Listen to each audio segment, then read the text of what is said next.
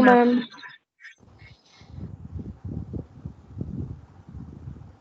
हम last lecture में कर रहे थे solution of higher degree differential equation of first order, जिसके दो मेथड्स आप कर चुके हो, ठीक है। उससे आगे आज चलेंगे। लास्ट लेक्चर में हमने स्टार्ट किया था equations solvable for P, solvable for Y. इसमें हमने डिफरेंशियल इक्वेशंस कौन सी कंसीडर की थी? Higher degree and first order, higher degree and first order. क्या करते थे, आपको जो भी डिफरेंशियल इक्वेशन गिवन है इस फॉर्म में दी होती थी। P क्या है यहाँ पर? P is nothing but dy by dx। आप इस डिफरेंशियल इक्वेशन को इस फॉर्म में लिखते थे, y is equal to F of x comma p। y separate कर लेते थे और उसके बाद इसको डिफरेंशिएट कर देते थे विद रिस्पेक्ट टू x। जब आप इसको डिफरेंशिएट करते थे विद रिस्पेक्ट टू x तो आपके पास आता था dy बाय dx, जिसको हम p लिखते हैं। और जब इसको डिफरेंशिएट करेंगे तो मैंने एक नए फंक्शन की फॉर्म में लिख दिया, जिसमें x भी होगा, p भी होगा और p का डेरिवेटिव भी होगा विद रिस्पेक्ट टू x। तो ये जो आपके पास इक्वेशंस बनती थी, इसको आप सॉल्व कर देते थे p के लिए, और यहाँ से p हमारे पास कोई फंक्शन आ जाता था, और यहाँ से जो भी हमारे पास p की वैल्यू आती थी उसको और इस इक्वेशन को यूज करके हम जनरल सॉल्यूशन निकालते थे, p को एलिमिनेट कर देते थे यहाँ से। ये हमने कल के लेक्चर में किया था और इससे रिलेटेड एक क्वेश्चन भी किया था, ठीक है। आज के लेक्चर में हम एक क्वेश्चन और लेंगे इसी से रिलेटेड। क्वेश्चन क्या है हमारे पास? y is equal to X plus A tan inverse B. हमें कुछ करने की जरूरत नहीं है, ऑलरेडी ये वाली फॉर्म बनी हुई है। देखो ये कौन सी फॉर्म बनी हुई है?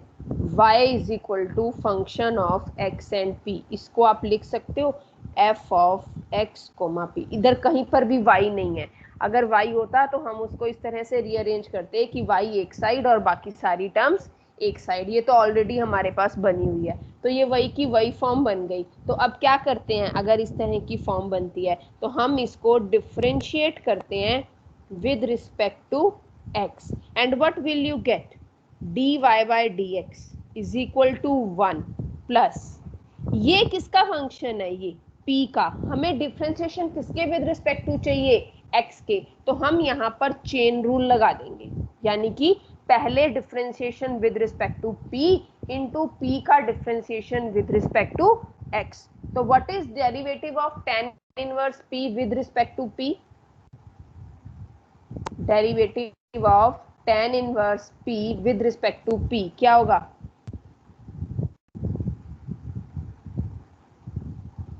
One by one plus p square. 1/1 plus p square into dp by dx।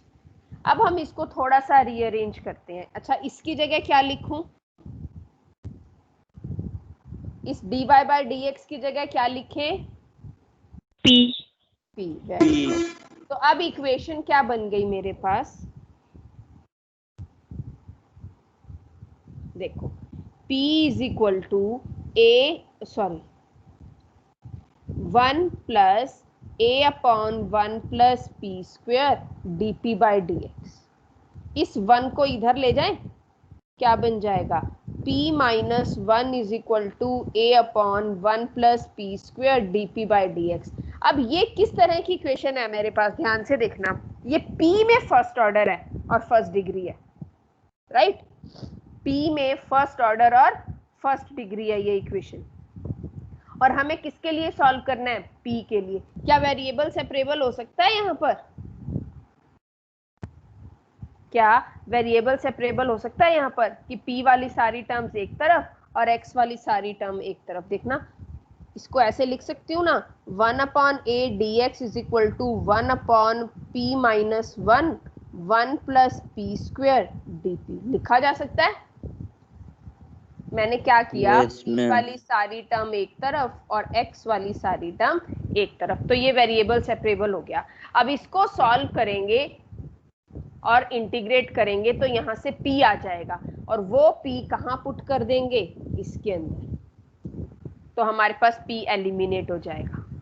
But मैंने आपको बताया था कि ऐसा भी होता है, कई बार बहुत कॉम्प्लेक्स फंक्शन बन जाता है, आप p एलिमिनेट नहीं कर पाते, तो उस केस में हम सॉल्यूशन p को पैरामीटर कंसीडर करके लिख लेते हैं और हम सॉल्व x या y के लिए कर लेते हैं। कैसे, अभी इसमें देखना। हमारे पास अब क्या बचा, पहले तो वो दोबारा से लिखते हैं। 1/a dx is equal to 1 क्या था, एक बार वापस चले, p माइनस 1 और 1 plus p square D P. अच्छा, यहाँ तो इंटीग्रेशन इजीली हो गया, 1/a तो कांस्टेंट है और 1 का इंटीग्रेशन x आ गया, तो x/a बन गया इधर। तो इसका इंटीग्रेशन कैसे करूं, ये वाली टर्म का बताओगे? अगर इंटीग्रेट करूं तो इसका इंटीग्रेशन कैसे होगा? मैम बाय पार्ट्स लग जाएगा। Yes, by parts. तो सबसे पहले आप इसमें जब बाय पार्ट्स लगाओगे तो क्या आएगा, व्हाट इज 1/p माइनस 1 और 1 प्लस पी स्क्वेयर। एक फैक्टर लीनियर है और एक फैक्टर क्वाड्रेटिक है, क्या लिखोगे, a/p minus 1 plus bp plus c/1 plus p square, यही लिखते हैं। अगर लीनियर फैक्टर होता है तो ऊपर कांस्टेंट आता है, अगर नीचे क्वाड्रेटिक होती है तो ऊपर लीनियर फैक्टर बनता है। ठीक है,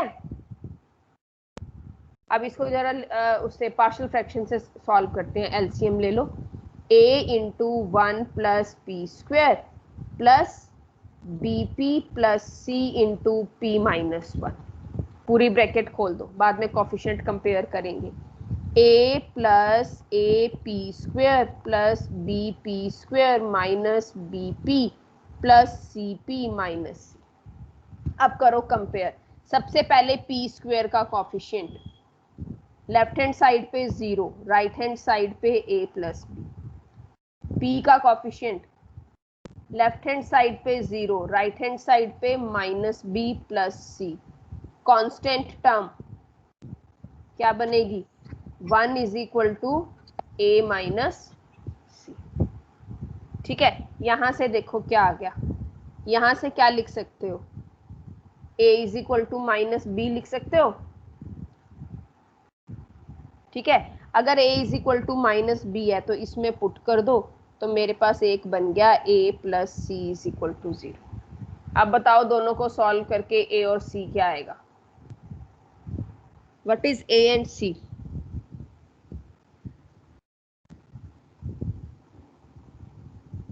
a तो 1/2 आ गया, c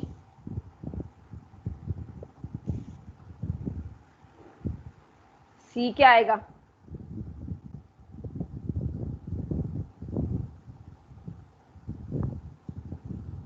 व्हाट इज c? इन दोनों को ऐड कर दो ना, c और c कट गया, 2a इज इक्वल टू 1, तो a की वैल्यू तो 1/2 आ गई।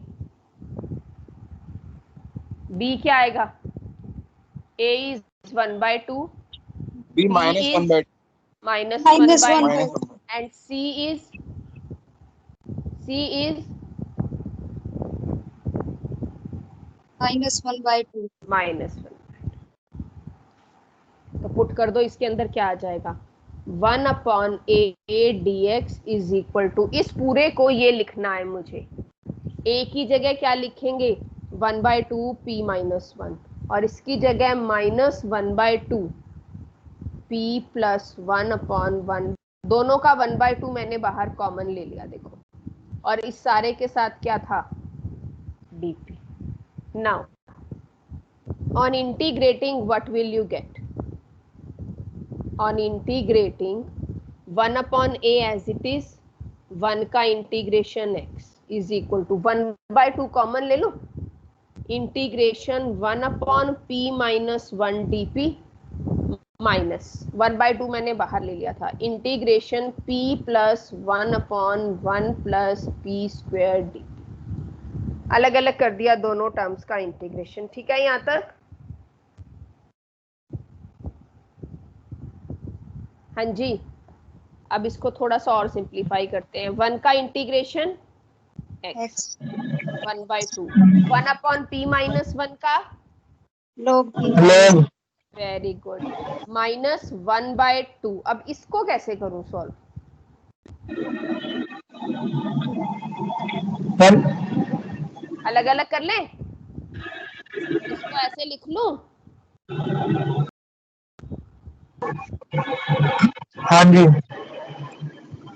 ठीक है, अब इसका इंटीग्रेशन क्या होगा? 1 अपॉन 1 प्लस पी स्क्वायर का integration tangent inverse p very good tangent inverse p। और इसको कैसे सॉल्व करूं? 1 plus p square को t पुट करके मैम और 1/2 से 2 से मल्टीप्लाई 2 से डिवाइड 2 से डिवाइड, तो ये बन जाएगा 1/2 log of 1 plus p square. क्योंकि इंटीग्रेशन में हमने एक प्रॉपर्टी पढ़ी थी, अगर डिनोमिनेटर में फंक्शन है और न्यूमिनेटर में फंक्शन का डेरिवेटिव है, ये चीज थी, अगर आपको ध्यान हो तो।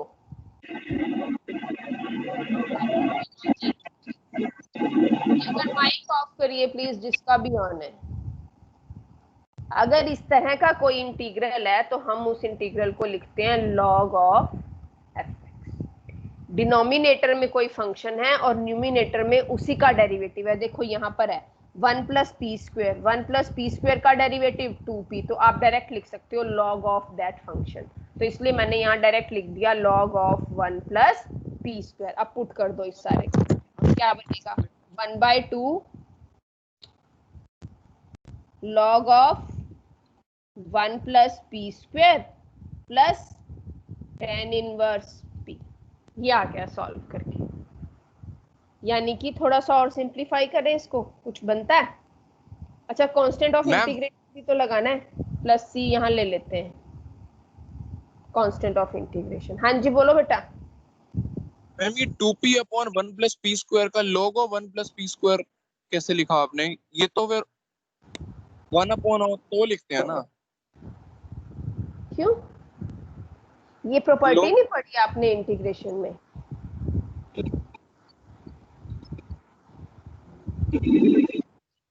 चलो, अगर इस प्रॉपर्टी से भी नहीं करना, 1 प्लस पी स्क्वायर को t रख दो, ठीक है? dp क्या हो जाएगा? तो ये क्या बन जाएगा? ठीक है ma'am, dt upon t log t आ जाएगा। ठीक है, फंक्शन लगाना था ना इसमें। ठीक है मैम। p की वैल्यू रख देना। मैंने डायरेक्ट प्रॉपर्टी यूज कर ली, आप सब्स्टिट्यूट करके करोगे तो भी ठीक है। हाँ जी। अब ये आ गया मेरे पास, देखो अब ये इतनी कॉम्प्लिकेटेड इक्वेशन आई है कि इसमें से आप p नहीं निकाल सकते, क्योंकि अगर तो ये भी लॉग में होता तो चलो हम सारा लॉग कंबाइन करके भी निकाल लेते, लेकिन लॉग में भी नहीं है। एक कुछ टर्म लॉग में आ रही है, कुछ tan इनवर्स में आ रही है, तो अब यहाँ से हम p एलिमिनेट नहीं कर सकते। जैसे कि हमने कल जो एग्जांपल किया था ना, उसमें हम इजीली p एलिमिनेट कर सकते थे। तो अब अगर यहाँ से आप p एलिमिनेट नहीं कर सकते हो ना, तो x या y को एलिमिनेट कर दो, x तो हो जाएगा। यहाँ से अगर मैं x की वैल्यू निकालूं तो बताओगे क्या आएगी? What is value of x? यहाँ से x बाय a क्या हो गया? 1/2 log p minus 1 minus 1/4 log of 1 plus p square minus 1/2 tan inverse p minus c। ये c उधर जाके माइनस हो गया, तो x की वैल्यू आ गई a इंटू ये सारा 1/2 log of p minus 1 minus 1/4 log of 1 plus p square minus 1/2 tan inverse p minus c। ये आई मेरे पास अब इक्वेशन। क्योंकि मैं p एलिमिनेट नहीं कर पा रही थी, तो अब x या y में से किसी के लिए सॉल्व कर देंगे, और p considering p as parameter that will give the solution. क्या थी हमारे पास ओरिजिनल इक्वेशन? क्या थी? ये थी y is equal to x plus a tan inverse p।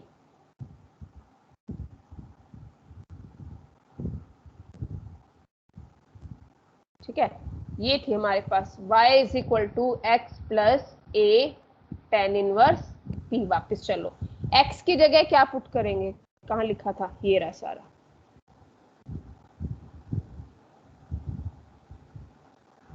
ये पूरा का पूरा वहां पुट करेंगे तो क्या बनेगा बताओगे?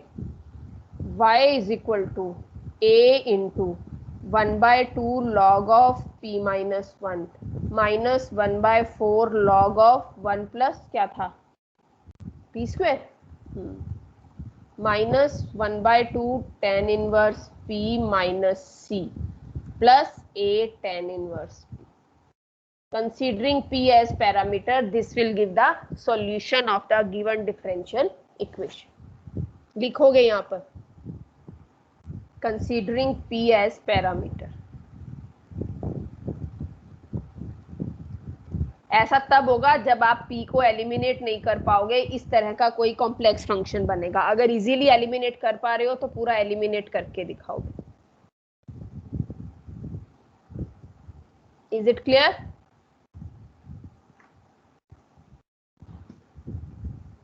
हाँ जी. Yes ma'am. Yes ma'am. चले इससे आगे.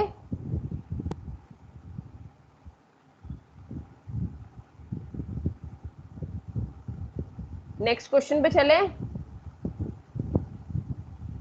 मैम मर्जी आपकी. तुमको नहीं करना. देखो नहीं जबरदस्ती मैम, तो करना कराया तो नहीं जा सकता ना. अगर आप लोगों की इच्छा नहीं होगी तो फिर मैं क्या करूंगी करा के. नहीं नहीं मैम, कराओ आप कराओ. मेरी तरफ से तो खत्म हो जाएगा यहीं पर, कोई बात नहीं, खुद कर लेना. हो जाएगा. अब हमने कितने मेथड्स कर लिए? Equation solvable for p, equation solvable for y, now equation solvable for x. अभी आप बताओगे इसमें हमें क्या क्या करना है. बिल्कुल उसी तरह से है जैसे y के लिए था, सिर्फ x और y आपस में इंटरचेंज होंगे और कुछ नहीं करना है. आपको इस तरह की एक डिफरेंशियल इक्वेशन दी हुई होगी. p क्या है यहाँ पर? dy by dx. आपको इस इक्वेशन को किस फॉर्म में लिखना है? पहले y के लिए क्या लिखते थे? y is equal to function of x and p. यहाँ लिखेंगे x as a function of y and p. बिल्कुल उसी तरह से. ठीक है. क्या करेंगे, क्या करते थे इसके बाद? डिफरेंशिएट करते थे. इसमें किसके विद रिस्पेक्ट टू डिफरेंशिएट करेंगे? y के. उसमें differentiate with respect to x करते थे. तो ये क्या बनेगा? dx by dy, y p और dp बाय dy. वही करना है बिल्कुल उसी तरह से, सिर्फ x और y चेंज हो गई. इसको क्या लिखोगे? मैम इसमें 5 क्यों लिखते हैं? मैंने वो फंक्शन चेंज किया. ऊपर f नोटेशन ली थी तो यहाँ 5 ले ली. f1 लोगे तो f2 ले लेना, आपकी मर्जी है. सिर्फ फंक्शन चेंज करने के लिए. Okay ma'am. ठीक है ना. अब एक जगह आप लिख रहे हो y is equal to x square, अगले फंक्शन में हम जब डेरिवेटिव ले रहे हैं तो वो 2x आ रहा है, बट दोनों टर्म्स अलग अलग है ना, तो मैं दोनों को f नहीं लिख सकती. That's why. हाँ जी मैम. ठीक है. अच्छा आप बताओ इसको क्या लिखें? dx बाय dy को 1/p. 1/p. तो मेरे पास आ गया 1/p is equal to phi of y p dp by dy. अब इस इक्वेशन को आपको सॉल्व करना है किसके लिए? p के लिए. Solve for p. यहां से p आ जाएगा. वो p यहां पर पुट करके p को एलिमिनेट करना है जैसे हम y वाले केस में करते थे. बिल्कुल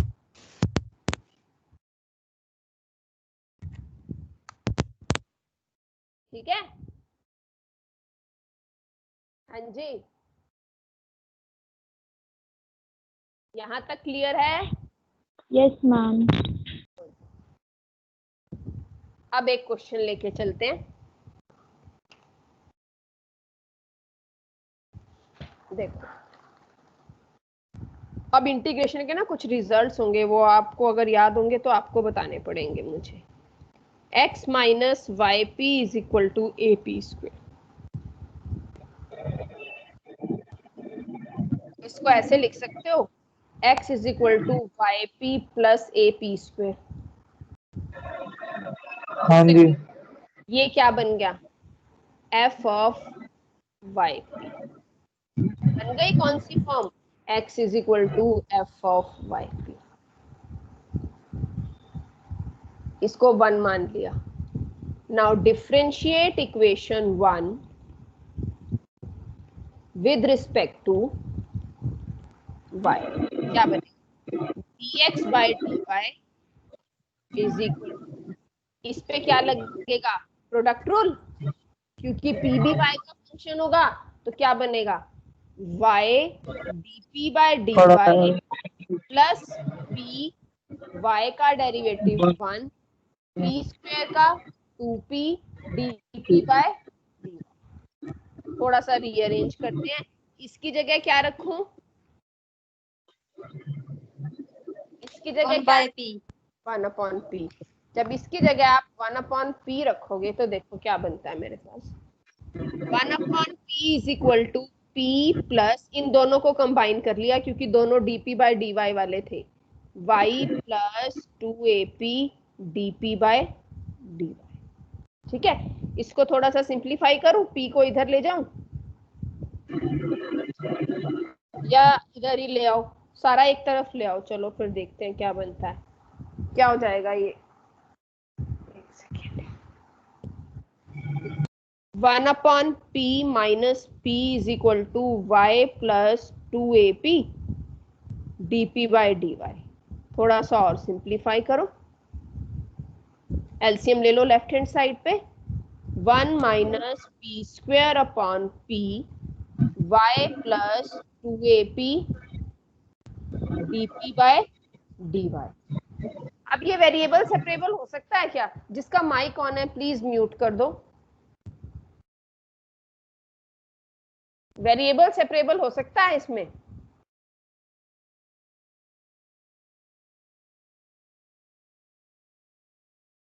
जब क्वेश्चन पूछती हूँ तो आप माइक ऑन करके आंसर कर सकते हो। मुझे इस डिफरेंशियल इक्वेशन को सॉल्व करना है।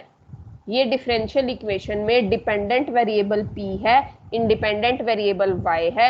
ये डिफरेंशियल इक्वेशन फर्स्ट ऑर्डर की डिफरेंशियल इक्वेशन है p में और फर्स्ट डिग्री की है। अब मुझे बताओ इस डिफरेंशियल इक्वेशन को कैसे सॉल्व करूं? हमने इससे पहले बहुत सारे मेथड्स किए, अभी तक हमने जितने क्वेश्चंस किए ना उन सब में वेरिएबल सेपरेबल हो रहा था। क्या यहां हो सकता है?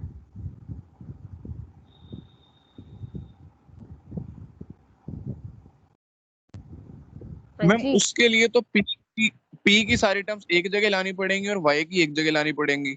वही तो पूछ रही हूँ ना, हो सकता है क्या? वेरिएबल सेपरेबल नहीं लग सकता इस पे। हाँ तो क्या लगेगा बताओ?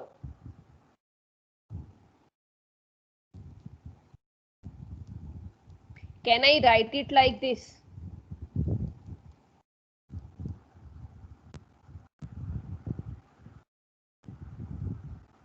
ये dp बाय dy इधर आके dy बाय dp बन सकता है? Yes ma'am. Very good. अब देखो ध्यान से, 1 minus p square upon p dy by dp minus y is equal to 2ap। मैं ये y भी इधर ले आई, ठीक है। थोड़ा सा और इसको देखो, क्या किया मैंने? dy by dp 1 minus p square upon p से पूरी इक्वेशन डिवाइड कर दी, माइनस, जब डिवाइड करूंगी तो डिनोमिनेटर ऊपर चला जाएगा, न्यूमिनेटर नीचे आ जाएगा।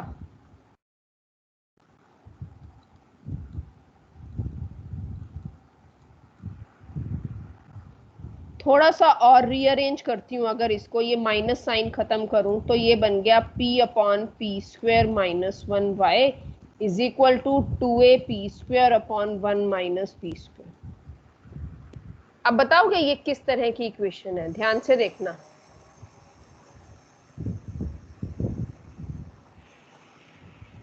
किस तरह की इक्वेशन है ये? मैं एक बार अगले पेज पे लिख रही हूँ, फिर आराम से बताना। dy by dp plus p upon p square minus 1y is equal to, अरे ये क्या था, चलो 2ap स्क्वायर, एक मिनट रुको, 2ap मुझे मैं पूरा बता देता हूँ। p 2ap square upon 1 minus p। ऊपर पी आएगा ओनली, क्या कह रहे हो? ऊपर ओनली पी आएगा मैम, पी स्क्वायर नहीं आएगा। पी स्क्वायर आएगा बेटा, पी इंटू पी। अच्छा अब मुझे बताओ कि ये किस तरह की इक्वेशन है, इसको कैसे सॉल्व कर मैम सकते? Linear differential equation. Yes, it is Leibniz linear equation. क्या होती है वो लिबनिट्स लीनियर इक्वेशन? याद है?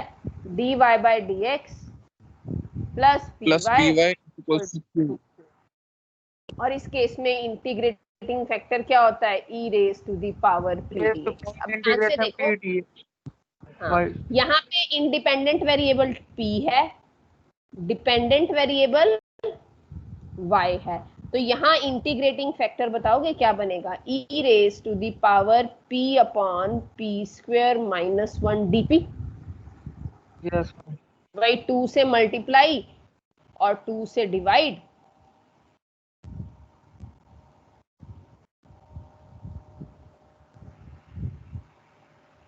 क्या लिख सकती हूँ? e raise to the power half log of p square minus 1। अभी अभी हमने पिछले क्वेश्चन में किया था। अब जब ये half of log of p half power में चला जाएगा तो ये बन जाएगा e raise to the power log. Half power का मतलब क्या होता है? Square root. e और लॉग खत्म हो गया तो इंटीग्रेटिंग फैक्टर क्या आ गया? P square minus 1। तो सॉल्यूशन क्या बनेगा बताओगे? What will be the solution? y into integrating factor. Integrating factor क्या है? Under root p square minus 1 integration of q into integrating factor dp plus c। यही था ना? अब यहां से भी हमारे पास बहुत कॉम्प्लिकेटेड आएगा, हम सॉल्व नहीं कर पाएंगे, तो हम यहां से y की वैल्यू निकाल लेंगे और गिवन इक्वेशन में पुट कर देंगे। अब द मेन थिंग इज कि हम इस इंटीग्रेशन को कैसे सॉल्व करें। सोचो, लेफ्ट हैंड साइड तो as it is, right hand side को थोड़ा सा सिंप्लीफाई करके दे रही हूं, लास्ट का इंटीग्रेशन आपके लिए छोड़ूंगी। 2a तो कांस्टेंट है। अच्छा, यहां से माइनस साइन कॉमन ले लूं ताकि पी स्क्वायर माइनस 1 का under root p square minus 1 के अंडर रूट से कैंसिल कर दूं।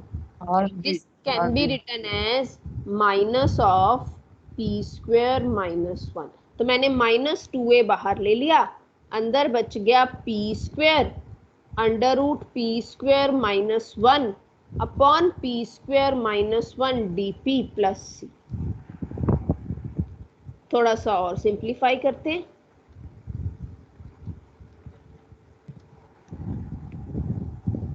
क्या आएगा? कट जाएगी नीचे, हाफ पावर रह जाएगी p square upon under root p square minus 1 dp plus c. अब इसको कैसे सॉल्व करूं? मैम, एक पॉजिटिव ले लो, एक माइनस ले लो, p square plus one add कर कर लो, दें और वन 1 सब्ट्रैक्ट। माइनस कर दो, हो जाएगा। y under root p square minus 1 is equal to minus 2a। जब मैं इसमें 1 ऐड करूंगी, 1 माइनस करूंगी ना, देखो इसको ऐसे लिख दिया, माइनस 1 प्लस 1, अलग अलग डिवाइड कर दें। P square minus 1 upon under root p square minus 1 plus 1 upon under root p square minus 1 dp plus c. y under root p square minus 1 is equal to minus 2a। बताओ क्या बनेगा? 1 upon under root p square minus 1, नहीं sorry, क्या आएगा? Numerator में बचेगा ना, यहाँ under root p square minus 1 है, ऊपर पी स्क्वायर माइनस 1 है, तो न्यूमिनेटर में बच गया under root p square minus 1 plus 1 upon under root p square minus 1 dp plus. अब इनके फॉर्मूले हैं ऑलरेडी बने हुए। What is under root x square minus a square का integration? What is under root what is 1 upon under root x square minus a square का integration? आप वो फॉर्मूला डायरेक्ट पुट कर सकते हो और वो फॉर्मूला पुट करने के बाद आपके पास सॉल्व करके रिजल्ट आ जाएगा। सबसे पहले लिखते हैं what is under root x square minus a square. क्या आता है? मैम कोई डायरेक्ट ऑप्शन नहीं है? अगर मान लो सेकंड थीटा। नहीं, या तो फिर कुछ सब्स्टिट्यूट करके निकालो, पी को कुछ पुट करके निकालो, अदरवाइज वो डायरेक्ट रिजल्ट आपको याद रखने पड़ेंगे। आई थिंक इट इज एक सेकेंड, इसका होता है under root x square minus a square 1 हो गया ना हमारा। सेकंड इनवर्स एक्स होगा। Second theta. क्या सेकंड आएगा? सेकंड क्या ए बनेगा? Second theta. A second theta. Put करने के लिए कह रहे हो ना? जी। हाँ, या तो पुट करके निकालो, फाइनली लास्ट में आएगा यही, ये आएगा p under root p square -1 minus 1/2 cos hyperbolic inverse p, इसका सिर्फ इसका इतना। अब अगली टर्म का अलग से लिखेंगे, 1 upon under root x square minus a square, it is cos hyperbolic inverse p only, it is cos hyperbolic inverse p plus c, ये बनेगा हमारे पास।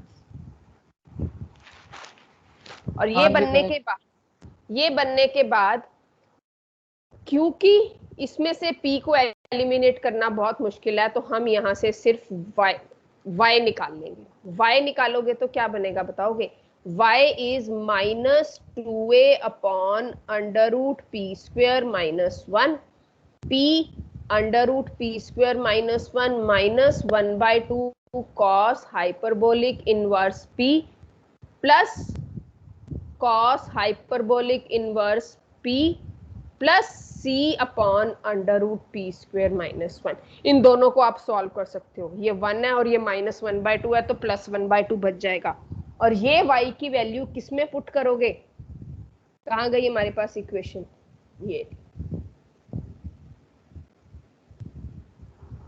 And then considering p as parameter, you will get the solution.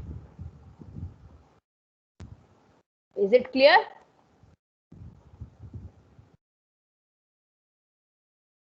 हाँ जी, ठीक है।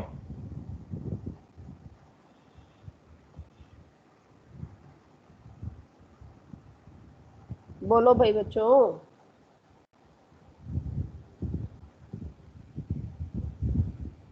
आवाज आ रही है मेरी?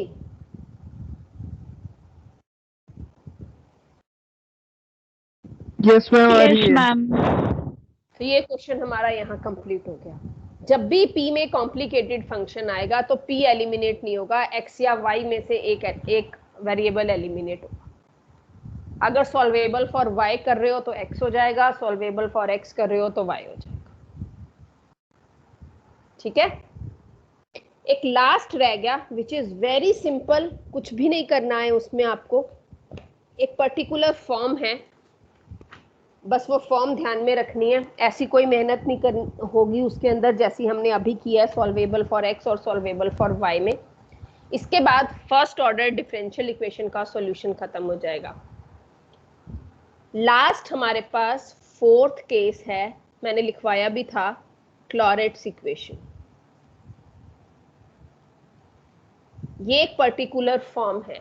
इस फॉर्म में इक्वेशन किस फॉर्म में होगी? अगर हमारे पास इक्वेशन इज ऑफ फॉर्म, आप जो इक्वेशन आपको डिफरेंशियल इक्वेशन दे रखी है उसको आप इस फॉर्म में लिख सकते हो। अगर आप उस इक्वेशन को रीअरेंज करके इस फॉर्म में लिख सकते हो, y is equal to p x plus f of p, तो you have to just replace p by constant, arbitrary constant c, and we will get the solution. We will get the solution. कुछ नहीं करना, कोई integration नहीं, nothing, बस जो equation आपको दी है अगर आप उसको रीअरेंज कर सकते हो ना इस फॉर्म में, तो आपको सिर्फ p को आर्बिट्रेरी कांस्टेंट c से रिप्लेस करना है and you will get this solution. एक बहुत सिंपल सी चीज है। कैसे आया ये p इज इक्वल टू सी, ये भी बता देती हूँ। क्यों हमने p को c से रिप्लेस किया इस तरह की फॉर्म में? ठीक है, हमने क्या किया है, आपने हमारे पास हमने क्या किया देखो, y is equal to p x plus f of p था, अगर हम इस फॉर्म में लिख सकते हैं। मैंने क्या किया, इसको डिफरेंशिएट कर दिया with respect to x। What will I get, p plus x dp by dx plus इसका derivative general f dash p से लिखेंगे इनटू dp बाय dx। इसको क्या रखूं, p जैसे हमने पहले किया उसी फॉर्म में, p is equal to p plus x d p by d x plus f dash p d p by d x. ध्यान से देखना, ये p इधर जाके माइनस होगा तो मेरे पास लेफ्ट हैंड साइड 0 बन गई, और इन दोनों में से क्या कॉमन ले लिया मैंने, dp बाई डी एक्स। तो अगर dp by d x common ले लेती हूँ तो अंदर क्या बचता है, f dash p plus x is equal to 0, क्योंकि p माइनस पी 0 हो गया। अगर ये चीज 0 आ रही है तो this implies dp by d x is equal to 0। अगर p का derivative with respect to x 0 है तो इसका मतलब p किसके इक्वल है, कांस्टेंट के इक्वल है। और यही चीज देखो मैंने यहां पर पुट की है। ये क्लियर हो गया मैंने क्यों p को c से रिप्लेस किया। मैम फंक्शन ऑफ p को c से रिप्लेस नहीं किया आपने? नहीं, मैंने p को c से रिप्लेस किया, तो क्या F बन of- जाएगा, y आपने is F of- equal to c x plus f of c. ये आप देखो ना, मैंने कुछ भी नहीं किया, जो इक्वेशन थी उसको इस फॉर्म में लिखा। अब हम इस तरह की इक्वेशन को कैसे सॉल्व करते हैं, जब y is equal to x और p आता है, हम उसको डिफरेंशिएट करते हैं विद रिस्पेक्ट टू x। अभी हमने किया था सॉल्वेबल फॉर y वाला केस, मैंने उसको with respect to x differentiate कर दिया, p और p कट के 0 बन गया, और इन दोनों में से dp बाई dx कॉमन आ गया, dp by dx into f dash p plus x is equal to 0। इन दो की प्रोडक्ट 0 है तो dp बाई dx 0 हो गया। सॉरी, अगर किसी टर्म का डेरिवेटिव 0 होता है तो वो टर्म कांस्टेंट होती है, क्योंकि कांस्टेंट का डेरिवेटिव ही 0 होता है। तो इसका मतलब p इज इक्वल टू क्या आ गया, c। इसीलिए मैंने यहाँ पे इस तरह की अगर कोई फॉर्म बनती है तो उसमें हम p को किससे रिप्लेस करते हैं, c से। ठीक है, क्लियर है। हाँ जी, क्वेश्चन पे चलें। Yes ma'am. X p square minus y p plus a is equal to 0, ये आपको एक डिफरेंशियल इक्वेशन दे रखी है। ए आर्बिट्रेरी कांस्टेंट नहीं है, ए एक फिक्स वैल्यू है कोई भी जो यहाँ पर दी हुई है, हमें डिफरेंशियल इक्वेशन के अंदर ही दी हुई है। क्या हम इसको इस फॉर्म में लिख सकते हैं, देखो ध्यान से लिखे, कोशिश करते हैं। Y p is equal to a plus x p square, p से डिवाइड कर दें, क्या बनेगा,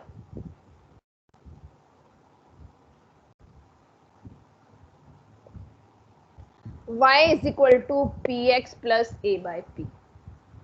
बन गई कौन सी form, y is equal to p x plus f of p. बन रही है, देखो ये सिर्फ p का फंक्शन है, इसमें कहीं x और y नहीं है, और जहां x है उसके साथ सिर्फ p मल्टीप्लीकेशन में है। तो ये कौन सी इक्वेशन बन गई, क्लॉरेट्स इक्वेशन। और अगर ये क्लॉरेट्स इक्वेशन है तो